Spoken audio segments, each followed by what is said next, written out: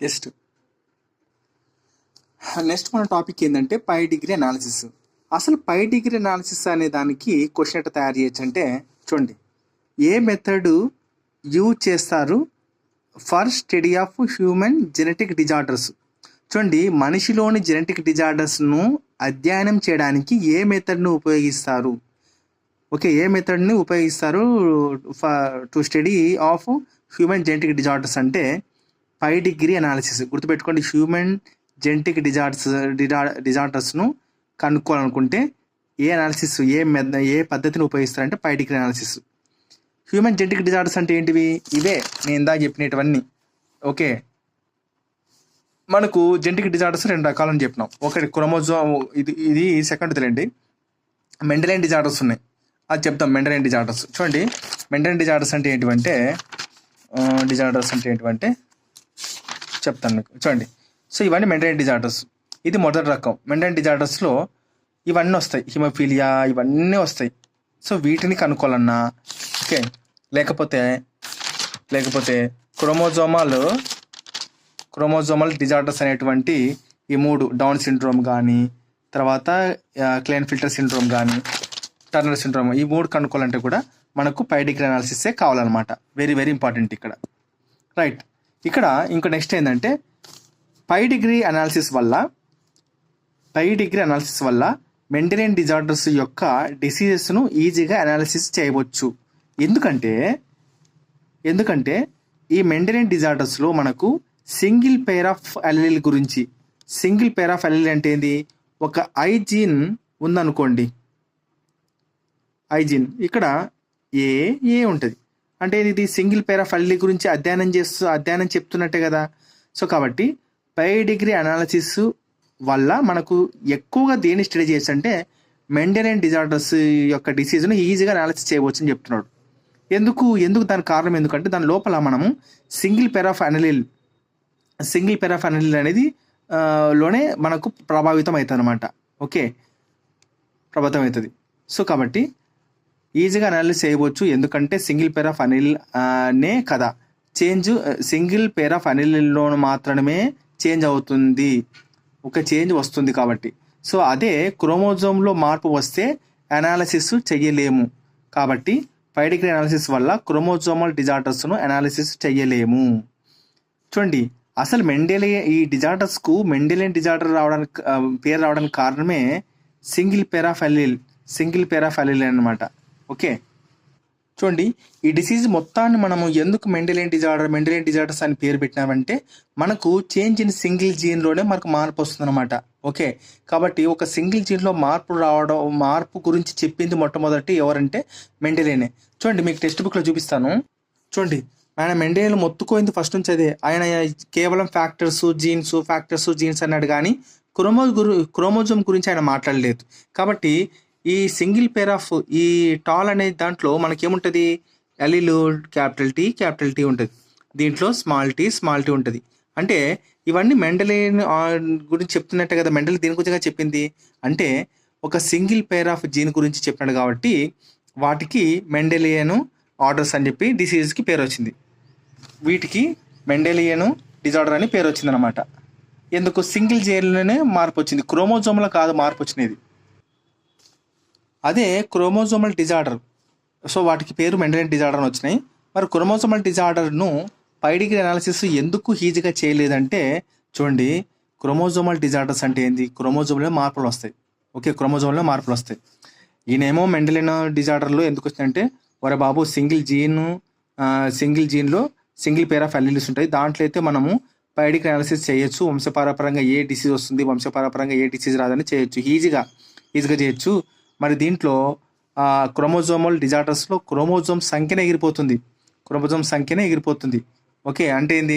చూడండి, ఇక్కడ ఇది క్రోమోజోమ్స్. ఈ క్రోమోజోమ్లోనే మార్పు వస్తే ఎట్లా చేస్తారా పై డిగ్రీ అనాలిసిస్? చేయలేరు. ఓకే, దీని లోపల క్రోమోజోమ్ లోపల డిఎన్ఏ లోపల జీన్ లోపల సింగిల్ పేర్ ఆఫ్ అల్లెల్స్ ఉంటాయి కాబట్టి దాంట్లో మార్పు వస్తే చేయగలుగుతుంది.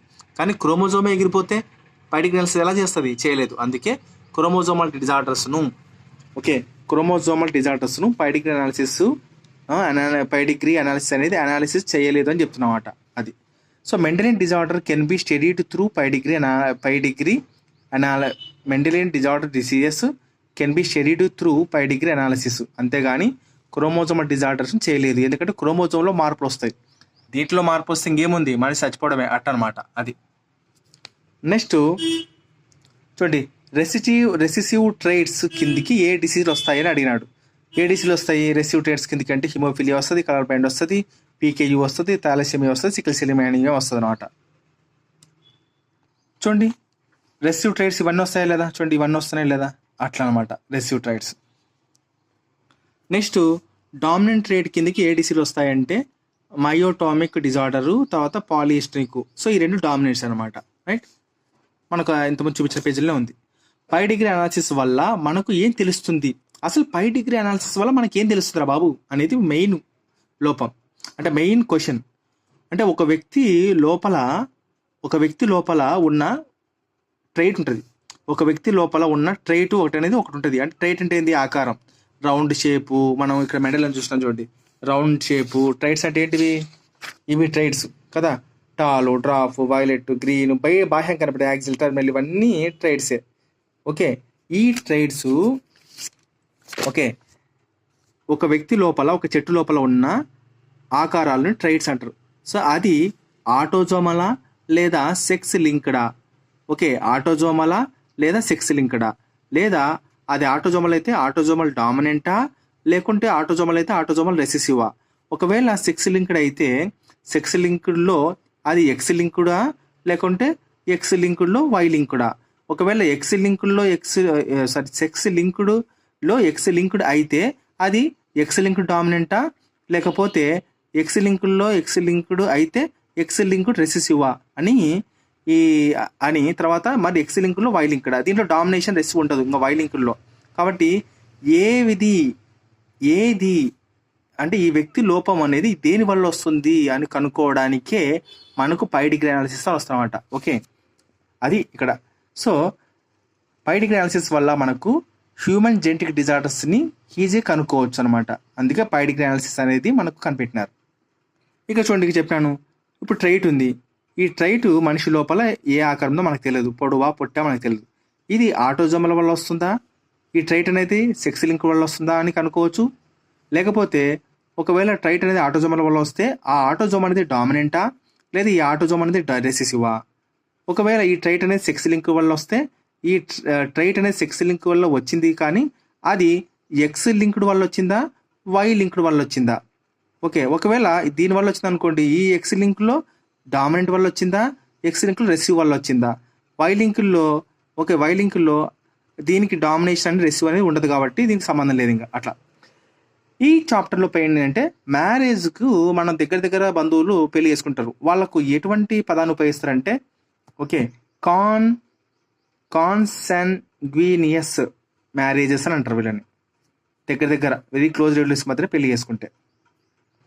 చూడండి, పై-డిగ్రీ అనాలిసిస్లో ప్రాబ్లమ్స్ గురించి మనకు సంబంధించిన ఎగ్జామ్కి రాకపోవచ్చు, కానీ ఇక్కడ మేడం ఒక ప్రాబ్లం చెప్పింది.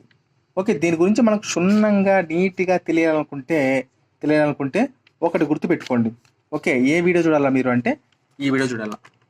మేడం యశికా మేడం చెప్పిన ప్రిన్సిపల్ ఆఫ్ ఇన్హెరిటెన్స్ వేరియేషన్లో 12 వీడియో ఉంది, మనకు లేదు, అది ఒక లింక్ చేసినారు, దాంట్లో యాడ్ చేసినారు.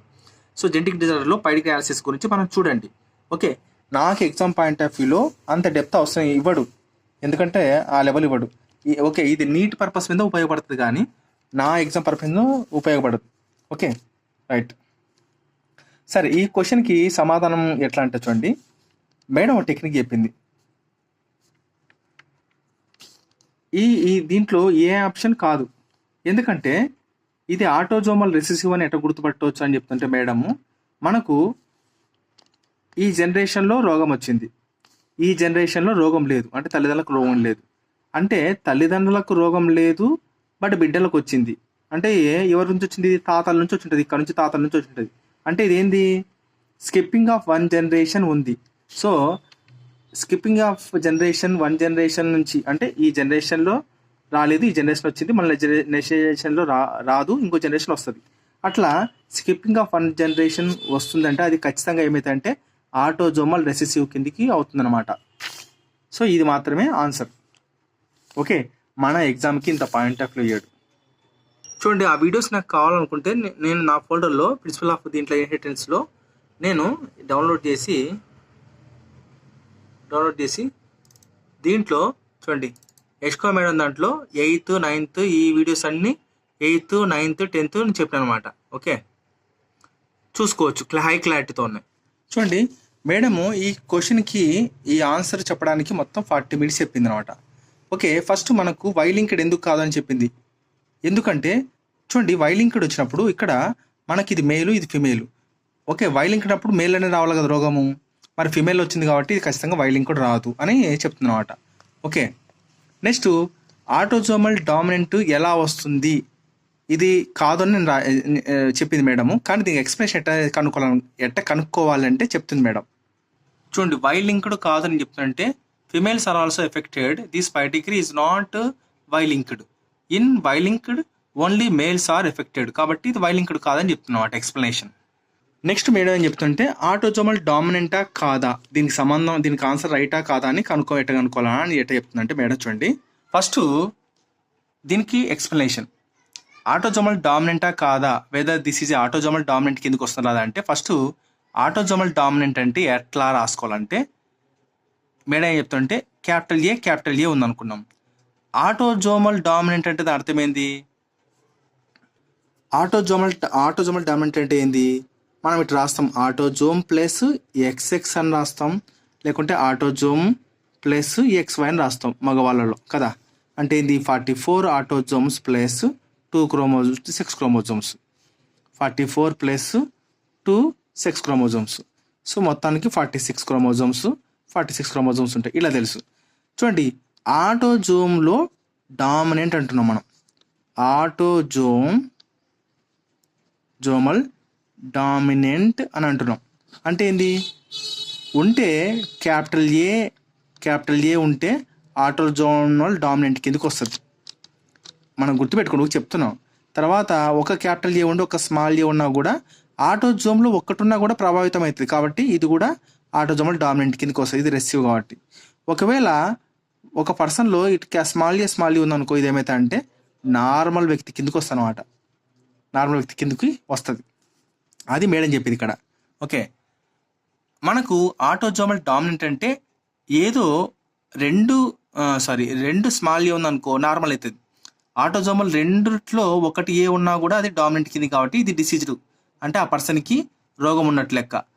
ఈ క్యాపిటల్ ఏ ఉన్నప్పుడు ఆటోజోమ్లో కదా ప్రభావం అయ్యేది, కానీ ఆటోజోమ్స్లో ఒకటైనా ఆటోజోమ్ రెండైనా రెండు కూడా డిసీజ్ కిందికి వస్తుంది. ఫస్ట్ ఇలా ఊహించుకోవాలంట ఆన్సర్ చేసేటప్పుడు. ఊహించుకొని ఒక్కొక్క దాన్ని ఇంప్లిమెంట్ చేయాలా, ఒక్కొక్క దాన్ని ఇలా ఇంప్లిమెంట్ చేయాలా. ఎలా ఇంప్లిమెంట్ అంటే మేడం ఏం చేసిందంటే ఫస్ట్ నార్మల్ ఆటోజోమల్ డామినెంట్లో మనకు నార్మల్ ఎలా వస్తాయంటే ఏ వచ్చింది అనుకుంటుంది, దీన్ని తీసుకొని పేరెంట్లో ఇది ఫిమేల్ పేరెంట్, ఇది మేల్ పేరెంట్, ఫిమేల్ పేరెంట్, అంటే ఈ రెండింటిని ఇలా తీసుకుంటుంది అనమాట మేడం. ఎలాగా చూడండి, ఇట్లా తీసుకుంటుంది. చూడండి, ఇలా తీసుకున్నప్పుడు ఈ క్రాసింగ్ కంపేర్ చేస్తుంది మేడం, హోంవర్క్ మాది. మేల్ ఫిమేల్ గ్యామెట్స్ వచ్చినాయి, ఏ వచ్చింది. ఇక్కడ చూడండి అన్ని నార్మల్ అంటే అన్ని నార్మల్ వచ్చినప్పుడు పిల్లలు ఎవరు కూడా మనకు ఏం రాకూడదు అంటే డిసీజ్ రాకూడదు. కానీ ఈ క్వశ్చన్ డిసీజ్ వచ్చింది అంటే ఇవి ఖచ్చితంగా ఆటోజోమల్ డామినెంట్ కాదు అని అర్థం. గుర్తుపెట్టుకోండి, very very important. So next మనము దీన్ని చేసి చూడాలన్నమాట. ఓకే, దీన్ని చేసి చూడాల. చూడండి, నేను చూస్తాను. ఓకే, ఇది మేలు, ఇది ఫిమేలు కదా. మనకు ఏ ఆటోజోమ్స్ కాబట్టి ఇక్కడ కూడా ఫిమేల్ని ఏ తీసుకుంటే ఇక్కడ కదా, ఇక్కడ ఏ నెక్స్ట్ ఏ వచ్చింది. ఏ అంటే ఇంత అర్థమైంది. ఇక్కడ మొత్తం ఏం రావాలా, ఇక్కడ మనం తీసుకుంది ఏ అంటే ఏంది డిసీజ్డ్. చూడండి, ఇక్కడ ఏ అంటే ఏంది డిసీజ్డ్గా మనం తీసుకుంది. అంటే వచ్చిన వాళ్ళందరూ రోగిష్ఠులు, డిసీజ్డ్ అవ్వాలా. ఇక్కడ వచ్చిందా, కొంతమంది వచ్చినారు రోగంతో, కొంతమంది రాలేదు, కొంతమంది 2 రోగాలు వచ్చినాయి 2 రాలేదు. అంటే ఖచ్చితంగా ఇది కూడా ఆటోజోమల్ డామినెంట్లో ఈ టైప్ అయితే కాదు, ఈ టైపు కూడా కాదు, మళ్ళీ ఈ టైపు. చూడండి, ఆటోజోమల్ డామినెంట్లో మూడు రకాలుగా తీసుకోవాలి మన గ్యామెట్స్ని. ఈ విధంగా తల్లిదండ్రులు ఇట్లనే ఉండొచ్చు, ఇట్లే ఉండొచ్చు. ఈ రకమైన తల్లిదండ్రులు అయితే కాదు, ఎందుకంటే అందరూ పిల్లలంతా నార్మల్ వచ్చారు కాబట్టి నార్మల్ రాలే ఇక్కడ. ఈ టైపా అంటే అందరూ డిసీజ్ వచ్చినారు. చూడండి, ఇక్కడ డిసీజ్ వచ్చినారు, ఈ టైపు కాదు. మళ్ళీ ఇప్పుడు ఈ టైప్ తీసుకుందాం, క్యాపిటల్ ఏ, రైట్. చూడండి, మేల్, ఫాదరు, మదర్. దీంట్లో ఏ తర్వాత మళ్ళీ దీన్నే ఏ తీసినాం, ఏ తర్వాత ఏ ఎందుకంటే ఇది ఫస్ట్ కాబట్టి తర్వాత ఏ తీసుకున్నామా. చూడండి, ఇది డిసీజుడ్ రోగం వచ్చింది, ఇది కూడా డిసీజుడ్ రోగం వచ్చింది, ఇది కూడా డిసీజ్ రోగం వచ్చింది. ఇది ఇక్కడ ఎవరు చూడండి, ఇక్కడ రోగం రాలేదు, ఓకే, నాట్ డిసీజుడ్. ఓకే, ఇక్కడ మీరు ఒక విషయం గుర్తుపెట్టుకోవాలి, మేడము ఆటోజోమల్ డామినెంట్ కిందికి ఏవో వస్తాయి అంటే ఈ రెండే వస్తాయి, autosomal dominant. Okay, autosomal dominant అంటే ఏంది, ఆటోజోమ్స్ రెండు ఉంటాయి, రెండు చోట్ల ఉంటే దీన్ని ఆటోజోమల్ డామినెంట్ అంటారు. ఒకవేళ నార్మల్ ఉంటే స్మాల్ ఏ స్మాల్, ఇది నార్మలు, ఇది ఆటోజోమల్ డామినెంట్. సో ఇది లేదు కదా. ఇక్కడ పిల్లలందరూ నార్మల్ వచ్చినారు, ఇక్కడ పిల్లలంతా డిసి వచ్చినారు. సో కాబట్టి ఇది కాదు. మరి ఆటోజోమల్లో రెసిసివ్ ఏది అయి ఉంటుంది అంటే ఒకటేమో డామినేషన్ వచ్చి ఒకటి ఇది ఉంటుంది, దీనినే ఆటోజోమల్ రెసిసివ్ అని అంటారు. కానీ మేడం పొరపాటున మొత్తం ఒకటే స్లైడ్లో 3 రాసి పడేసింది గ్యామెట్స్. ఓకే, ప్రస్తుతానికి మనకి ఇది లేకోకుండా ఈ 2 రాస్తే సరిపోతుంది. ఆటోజోమల్ డామినెంట్ అంటే ఒకటి ఇది రాయాలంతే, లేదా నార్మల్ రాయాల. మనం ఎప్పుడైనా చేసేటప్పుడు నార్మల్ ఒకటి రాస్తాం, ఆటోజోమల్ డామినెంట్ అంటే ఇది, ఆటోజోమల్ రెసిసివ్ అంటే ఇది. సో మనకు లెక్కలేక ఈ 2 చేయాలి మేడం, పొరపాటున ఇది కూడా స్లైడ్లో చూపించింది. ఇప్పుడు దీని గురించి నెక్స్ట్ స్లైడ్లో చెప్తుంది. చూడండి, నెక్స్ట్ స్లైడ్లో చెప్తుంది మేడం. చూడండి, మీరు బాగా అబ్జర్వ్ చేయండి. ఎస్, ఇప్పుడు చెప్తుంది చూడండి, ఈ స్టైల్లో చెప్తుంది ఆటోజోమల్ రెసిసివా కాదా అని. ఆటోజోమల్ రెసిసివ్ అంటే ఏమొస్తుంది, ఒకటి డామినేషన్ ఒకటి తక్కువ ఉంటుంది. సో ఇది ఆటోజోమల్ రెసిసివ్ కిందకి వస్తుంది అనమాట. సో ఇక్కడ మేడం ఇంకొక మిస్టేక్ కూడా చేసింది. చూడండి, ఇక్కడ ఏఏని డిసీజ్ అని చెప్పింది, అక్కడేమో ఏఏని ఇంతకుముందు దాంట్లో నార్మల్ చెప్పింది. యాక్చువల్గా ఇలాగే ఉంటాయి ఇవే ఆటోజోమస్, ఇలా ఉంటే ఇది నార్మల్, తర్వాత ఇది ఇదా ఉంటే ఇది రెసిసివ్, తర్వాత ఇది ఇదా ఉంటే ఇది డామినెంట్. ఇట్లా తీసుకోవాలి యాక్చువల్గా. కానీ మేడం ఒక స్లైడ్లో ఒక రకంగా తీసుకుంది, ఇంక ఈ స్లైడ్లో ఇట్లా తీసుకుంది అనమాట. ఓకే, ఇంతకుముందు స్లైడ్లో చూడండి ఎలా తీసుకుంది, మీకు నేను చూపిస్తాను. ఎలా అంటే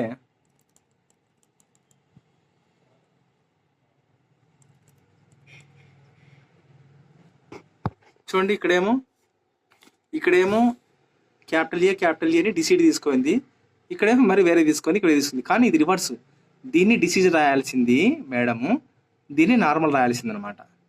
ఓకే, ఇదైతే రెసిసివే, పక్కా ఇది రెసిసివే. ఈ డిసీజ్ అనేది ఇక్కడ రాయాలా, దీన్ని ఇక్కడ రాయాలన్నమాట, దీన్ని ఇక్కడ రాయాలా. కానీ సరే, ఎక్స్ప్లెనేషన్ ఏదైతే ఉందో కూడా చూసుకోండి. మళ్ళీ ఇంకో స్లైడ్లో వేరే చెప్పింది, దీన్ని డామినేషన్ తీసుకుంది, మళ్ళీ దీన్ని నార్మల్ తీసుకుంది. అండ్ ఒరిజినల్గా ఇలా అనమాట, ఇది నార్మల్, ఇది రెసిసివ్, ఒకటి ఎక్కువ ఒకటి తక్కువ వచ్చింది, ఇది domination, autosomal domination, autosomal recessive, ఇది నార్మల్. సో ఎందుకు చెప్పండి మనం ఏ నార్మల్ అంటున్నాం అంటే, మనం రాసేటప్పుడు ఏఏ ప్లస్ ఎక్స్ఎక్స్ అని రాస్తాం కదా, ఏఏ ప్లస్ ఎక్స్ఎక్స్ అని రాయం కదా. సో ఇది ఆటోజోమల్ నార్మల్ షేప్. ఇది చూడండి, ఏఏ అంటే నార్మల్, క్యాపిటల్ ఏ స్మాల్ ఏ అంటే ఇది నార్మల్, బట్ క్యారియరు ఒకటి డామినేషన్ ఒకటి రెసిసివ్ ఉంది కాబట్టి ఇది నార్మల్, క్యారియర్, రెసిసివ్ అంటారు దీన్ని. ఇది ఏఏ ఉంటే డామినేషన్ అంటే ఆటోజోమల్ డామినేషన్. ఇంతకుముందు స్లైడ్లో మనకు ఇది అయిపోయింది. కానీ మేడం ఏం చేస్తుందంటే దీంట్లో ఆటోజోమల్ రెసిసివ్ దాంట్లో మళ్ళీ ఇప్పుడు కరెక్ట్ రాసి మళ్ళీ నీట్గా మళ్ళీ ఎక్స్ప్లెయిన్ చేస్తుంది. చూడండి, ఫస్ట్ మనకు ఈ తీసుకుందాం, పేరెంట్ రెండు ఈ విధంగా ఉంటే చూడండి, పేరెంట్స్ ఫాదరు మదరు ఈ రెండు క్రాస్ చేస్తే అందరూ ఎవరు వచ్చారు ఇక్కడ నార్మల్. చూడండి, క్యాపిటల్ అన్నీ వస్తే ఇక్కడ ఏమని చెప్పినా నేను నార్మల్, సో 100% నార్మల్. సో ఇక్కడ నార్మల్ వచ్చిందా, కాదు. కొంతమంది పిల్లలు డిసీడ్ వచ్చినారు, కొంతమంది రాలేదు. అంటే మనకు ఆటోజోమల్ నార్మల్ కాదు. నెక్స్ట్ దీన్ని తీసుకుంది మేడం, రెసిసివ్ తీసుకుంది. చూడండి చూడండి, ఫాదర్కి మదర్కి తీసుకుంటే ఇక్కడ ముగ్గురు నార్మలే, అంటే వీళ్ళు రెసిసివ్లేండి కదా. ఇక్కడ మాత్రం డిసీజుడు, అంటే ఓ పిల్లవాడు డిసీజ్ వచ్చినాడు. సిమ్టమ్ కనపడుతుంది ఇక్కడ, రైట్, సిమ్టమ్ కనపడుతుంది. ఓకే, ఇప్పుడు ఇది పక్కన పెట్టండి. ఇప్పుడు వస్తాం మూడోది ఏంది, ఆటోజోమల్ డామినెంట్. ఆటోజోమల్ డామినెంట్ అంటే చూడండి, ఆటోజోమల్ డామినెంట్ ఏ చూడండి, డామినెంట్ ఏ వచ్చిందంటే ఏంది, ఇక్కడ డిసీజ్డ్. చూడండి వీనికి డిసీజ్, అందరికి డిసీజ్ వచ్చింది, పిల్లలందరూ డిసీజ్. ఇక్కడ పిల్లలందరూ డిసీజ్ ఉన్నారా అంటే కాదు. అంటే అర్థమైంది ఇంటర్నెట్గా, ఆటోజోమలు డామినెంట్ అయితే కాదు, ఆటోజోమలు నార్మల్ అయితే కాదు, ఆటోజోమల్ రెసిసివ్ అయి ఉంటుంది అని అర్థం. ఇక్కడ మేడం ఏమంటుందంటే పిల్లవాడు ఒక్కడే డిసీజ్ వచ్చినాడు, ఇక్కడేమో ఇద్దరు ఉన్నారు. ఓకే, పిల్లవాళ్ళు ఇక్కడ ఇద్దరు వచ్చిన డిసీజు, ఇక్కడేమో ఒక్కరే ఉన్నారు అని మీరు అనుకుంటారు. వెంటనే మీరు ఏం చేస్తారు, ఆటోజోమలు రెసిసివ్ కాదులేని దీన్ని కొట్టేస్తారు. కానీ అట్లాగా తీసుకోవాల్సిందని చెప్తున్నమాట. మనకు తల్లిదండ్రులు ఇద్దరు రెసిసివ్, ఓకే, రెసిసివ్ అంతే హెట్రోజైగస్ అయినప్పుడు ఒక జనరేషన్లో డిసీజ్ రావచ్చు, ఇంకో జనరేషన్లో డిసీజ్ రాకపోవచ్చు. చూడండి ఇక్కడ చదవలేదా, ఇలా ఉన్నప్పుడు దీన్ని ఆటోజోమలు రెసిసివ్ కిందికే వర్తించుతుంది. ఇదే ఖచ్చితంగా ఆన్సర్ ఏంటిది అని చెప్తుంది మేడం అనమాట. ఒక పిల్లవాడికే డిసీజ్ వచ్చింది కదా, ఇక్కడ ఒక పిల్లవాడు లేడు ఇద్దరు పిల్లలు అని మీరు అనుకుంటున్నారు కదా, తప్పు. సో ఇక్కడ మేడం ఏం చెప్తుందంటే దీనిని మీరు ఇక్కడ ఏమేమంటుందంటే ఏ చూడండి, తల్లిదండ్రులు ఏ వచ్చిందంటే ఖచ్చితంగా ఇక్కడ ఏ ఉన్నట్టు లెక్క, అంటే రివర్స్ చేయాలి, రివర్స్ చేసి మనం చేయాలన్నమాట. చూడండి డయాగ్రామ్ ఏముంది, తల్లిదండ్రులు ఇలా ఉండి ఇలా ఉన్నారు, వీళ్ళకి వచ్చిన వాళ్ళు ఎలా అంటే ఇద్దరు డిసీజు, ఒకరు నార్మల్, ఒకరు ఇట్లా ఉన్నారు. డిసీజ్ అంటే ఏంది, డిసీజ్ అంటే ఖచ్చితంగా ఏం రావాలా, ఇది రావాలా, క్యాపిటల్ ఏ ఉంది. సో ఇక్కడ ఫాదరు ఎక్స్ వై ఎక్స్ఎక్స్, ఏ అంటే కనుక మగపిల్లవాడు వచ్చాడు కాబట్టి ఖచ్చితంగా ఏముండాలి, ఇక్కడ ఇది ఉండాల, మగపిల్లవాడు. ఇక్కడ ఏ ఉంది కాబట్టి ఇక్కడ తల్లి కూడా ఇలా ఉండాల. నెక్స్ట్ ఈ ఎక్స్ ఎక్కడి నుంచి వచ్చింది, ఒకటి పిల్లవాళ్ళలో ఎక్స్ వై అంటే ఖచ్చితంగా మనకు ఒక పిల్లవాడు డిసీజ్ వచ్చిందంటే ఖచ్చితంగా ఎక్స్ ఇలా ఉండాల కదా. అంటే ఇది ఫాదర్కి ఖచ్చితంగా మనకి ఏముండాలా, రెసిసివ్ అయి ఉండాలి. ఇక్కడ మదర్ కూడా రెసిసివ్ అయి ఉండాల, అప్పుడే ఇక్కడ మగపిల్లవాడికి అనేది రోగం వస్తుంది అనమాట. అట్లా కింద నుంచి పోలే లెక్క, ఎప్పుడైనా కింద నుంచి చేసుకుంటూ పోండి, గుర్తుపెట్టుకోండి. మనకు చేయాల్సిన గ్యామెట్ వేసుకొని కింద నుంచి వేసుకుంటూ పోవాలని చెప్తుంది మేడం. వేసుకునేటప్పుడు పేరెంట్ అనేది తెలుస్తుంది. సో ఇది ఆటోజోమల్ రెసిసివ్ కిందికి వర్తిస్తుందని చెప్తుంది మేడం. చెప్పేది అదే అనమాట. ఇక్కడ ఏదో ఒక్కరు వచ్చినారు ఇక్కడ, కానీ ఇద్దరు ఉన్నారు, ఓకే, ఇక్కడ ఇద్దరు ఉన్నారు, ఇక్కడ ఒకరు ఉన్నారు అని చెప్పి మీరు అనుకోవద్దు. ఓకే, ఇది ఆటోజోమల్ రెసిసివ్ అని చెప్తుంది. మీకు ఈ విషయం, ఈ క్లారిటీ మళ్ళీ రావాలంటే ఒకసారి వీడియో చూడండి, సరిపోతుంది. వీడియో చూస్తే సరిపోతుంది. నా ఎగ్జామ్ పాయింట్ ఆఫ్ వ్యూలో నాకు అంత పాయింట్ కాదు ఇది, రైట్, సరిపోతుంది. చూడండి ఇట్లా మేడం మొత్తం అంతా చేస్తుంది. చూడండి ఇక్కడ ఇది ఇన్ దిస్ పై డిగ్రీ ఏ type parent is not possible అని చెప్పింది, అంటే ఏ టైపు కాదు అని అర్థం. తర్వాత చూడండి ఇక్కడ చూడండి మేడం చెప్పేసింది అంతా. మళ్ళీ ఇక్కడ చూడండి మేడం కూడా చేసేసింది ఏ దీంట్లో చూడండి ముగ్గురు నార్మల్ వచ్చినారు, ఒకరు రెసిసివ్ వచ్చినారు, రైట్. సో చేస్తే చూడండి ఇక్కడ మేడం ఆల్రెడీ అంచనా వేసి పెట్టేసింది. వీళ్ళిద్దరూ డిసీజు ఏ వీళ్ళు మాత్రం ఖచ్చితంగా ఇలా ఉండొచ్చు, ఏ కానీ ఏ స్మాల్ ఏ ఇది ఇట్లా కదా. ఇదేంటి నార్మల్ కదా. చూడండి క్యాపిటల్ ఏ వచ్చిన నార్మలే, క్యాపిటల్ ఏ స్మాల్ ఏ వచ్చినా కూడా క్యాపిటల్ ఏ స్మాల్ ఏ వచ్చినా నార్మలే. సో అందుకు ఊహించి మేడము ఇట్లా వేసింది అనమాట. ఈ రెండు ఇట్లా వేసింది, అర్థమైంది కదా. డిసీజ్ కాబట్టి ఖచ్చితంగా ఏ రావచ్చు అనమాట. సో ఆటోజోమల్ రెసిసివ్ కిందికి వస్తుంది పక్కా, ఇది ఆన్సర్.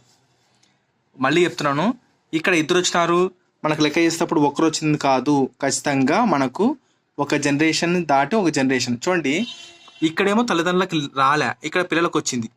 అంటే ఏంది, ఒక జనరేషన్లో లోపల రెసిసివ్ ఉండిపోయింది, మళ్ళీ పిల్లలకు వచ్చింది, ఇక్కడ ఉండిపోయింది, మళ్ళీ నెక్స్ట్ జనరేషన్ రాదు. అంటే ఇది స్కిప్ అవుతుంది జనరేషన్, అప్పుడు ఖచ్చితంగా అది ఏమైతే అంటే ఆటోజోమల్ రెసిసివ్ కిందికి వస్తుంది అని చెప్తున్నమాట మేడం. సో ఇకపోతే మరి ఇది కాదు, ఇదైతే ఆన్సర్ అయింది, మరి ఇది ఎలా కాదు అని మేడం చెప్తుంది ఎక్స్ప్లెనేషన్. ఎక్స్ లింక్ డామినెంటా కాదా అని. ఒక డామినెంట్ తర్వాత పెడితే ఎక్స్ లింక్ రెసివ్ తీసుకోమంటుంది. ఫస్ట్ ఎక్స్ లింక్ రెసివ్ తీసుకుంటే మేడం ఏముంటుందంటే ఎక్స్ లింక్ రెసివ్లో మనకు ఏమొస్తాయి డిసీజులు, సికిల్ సెల్ అనీమియా వస్తుంది, తర్వాత వచ్చేసి సికిల్ సెల్ అనీమియా ఉంటుంది, ఇంకోటి కూడా వస్తుంది రెసివ్ లింక్డ్ కదా. దానికి ఫస్ట్ ఇట్లా గ్యామెట్స్ రాసుకోవాలా. చూడండి, సికిల్ సెల్ అనీమియా కంటే ఎక్స్ఎక్స్ మీద సీసీ వచ్చింది అనుకో, డిసీజుడే. ఒకటే వచ్చిందంటే నార్మల్, క్యారియర్, రెసివ్ అవుతుంది. ఇది నార్మల్ టైపు. ఓకే, డిసీజుడు ఇది 3 ఫిమేల్లో, ఈ 2 కూడా మేల్స్లో. చూడండి, మేల్స్లో ఈ రెండు గ్యామెట్స్ వస్తాయి, ఫిమేల్స్ ఈ 3 వస్తాయి. ఒక్కొక్క దాన్ని మనం పరీక్షిస్తే మేడం ఎట్లా చేసింది చూడండి ఇక్కడ. ఓకే, పరీక్షించిందా లేదా? చేసిన తర్వాత ఖచ్చితంగా ఇది మనకు ఎక్స్ లింక్డ్ రెసిసివ్ కాదు అని ఎలా చెప్తున్నారు అని చెప్తుంది అంటే మేడము, మనకు ఇక్కడ ఖచ్చితంగా అబ్బాయికి డిసి వచ్చింది, ఎక్స్ వై వచ్చిందా. మరి ఖచ్చితంగా ఎక్స్ ఇది ఎవరికి రావాలా? ఇక్కడ ఫాదరు మదర్. ఈ ఎక్స్ ఎక్కడి నుంచి వచ్చింది? ఇది వై మాత్రం ఇక్కడి నుంచి వచ్చింది, ఎక్స్ రాలే. సో ఇక్కడ ఎక్స్సి వచ్చిందంటే ఇంకో సి అంటే ఏముంటుందంటే వై అనేది తండ్రి నుంచి వచ్చింది, ఎక్స్ ఎక్కడి నుంచి వచ్చింది? ఇక్కడ వచ్చి ఉంటుంది. ఇక్కడ మేడం ఏమంటుంది అంటే చూడండి, ఎక్స్ప్లెనేషన్ చెప్తాను మీకు. ఎక్స్ లింక్ రిసీవ్ చేసేటప్పుడు ఫస్ట్ ఎక్స్ లింక్ డిసీజ్ ఏంటో మనం ఊహించుకోను అంటుంది. ఊహించుకున్నప్పుడు సికిల్ సెల్ అనీమియా వస్తుంది. దాని యొక్క గొనాడ్స్ రాసుకోమంటుంది. రాసుకున్నప్పుడు గొనాడ్స్లో మనకు ఎక్స్సి అంటే ఏంది? సికిల్ సెల్ అనీమియా వస్తుంది. సో ఈ అబ్బాయికి సికిల్ సెల్ అనీమియా వచ్చింది అనుకుందాం అనుకోండి. అప్పుడు ఏమంటున్నంటే మేడం, ఈ అబ్బాయికి సికిల్ సెల్ అనీమియా వచ్చిందంటే ఎక్స్ వై ఇట్లా వచ్చింది కదా, వచ్చిందా లేదా? పైన చూస్తే తల్లిదండ్రులు జస్ట్ ఇలా ఉన్నారు. ఓకే, ఇంకో అమ్మాయికి ఇక్కడ ఎక్స్ఎక్స్. సో ఇక్కడ ఈ అమ్మాయికి ఏమొస్తుంది? అమ్మాయి రావాలంటే ఖచ్చితంగా సికిల్ సెల్ అనీమియా 2 తాడు మీద డామినెన్స్ రావాలా.